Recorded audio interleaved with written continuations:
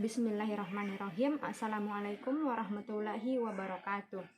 I'm Khaeriyah Al-Fadhilah with student ID 20400120085 from PBI-C class. Here I will answer questions from the mid-test of curriculum and instructional development. And number 1 is, please explain the position of English in the 2013 curriculum. And my answer is, the position of English in the 2013 curriculum is as an international or global language and made it as a compulsory subject. English learning materials are emphasized on language competence as a communication tool to convey ideas and knowledge. English learning materials in the 2013 curriculum, English as an international language has been included in it by providing opportunities for students to express their ideas spontaneously, according to their real daily experience. Number 2, the 2013 curriculum requires all teachers of all subjects include core competence when teaching. Please explain your answer regarding the competence.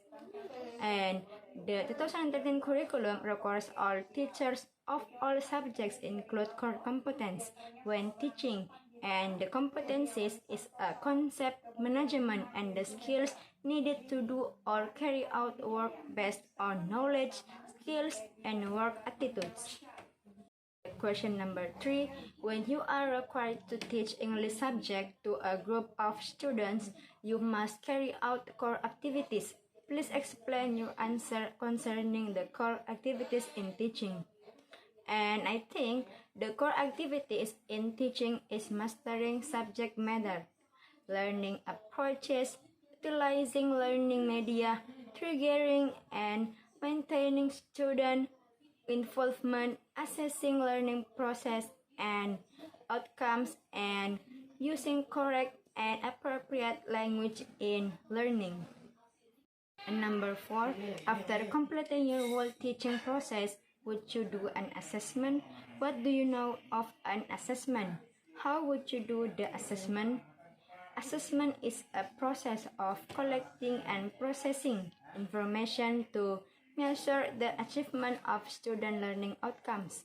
The process is carried out through various assessment techniques using various instruments and coming from various sources to make it more comprehension.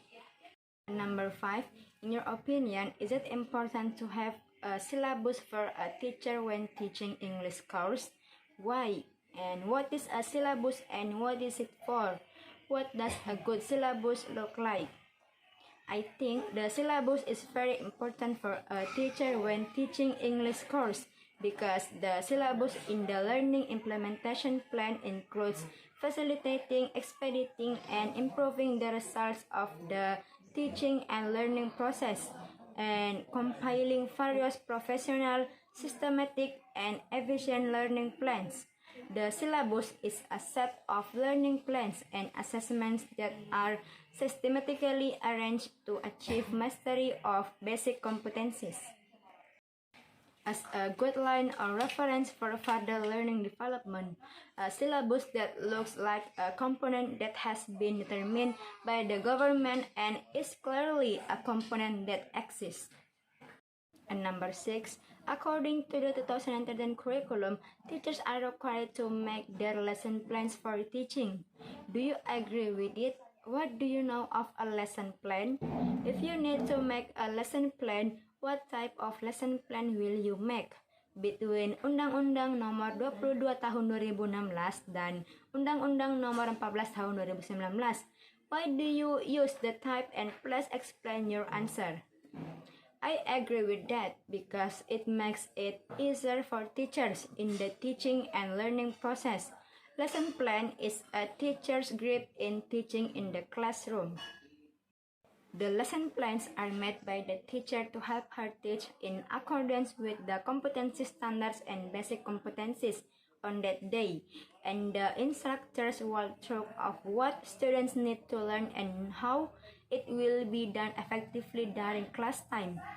and I will make the lesson plan by Undang-Undang Nomor 22 Tahun 2016 because I think the government issued this with the latest version and uses the existing 13 components, and I think it's clear in the components. And the last question is, do you agree with curriculum and instructional materials development? Why? Please explain your position in detail. Yes, I agree with that because it helps me in understanding curriculum development and teaching materials in depth. Besides that, as a prospective educator, it is necessary to have knowledge about it, which can make it easier for us to plan the teaching and learning process. I think that's all from me. Less and more, please forgive. Thank you. Wassalamualaikum warahmatullahi wabarakatuh.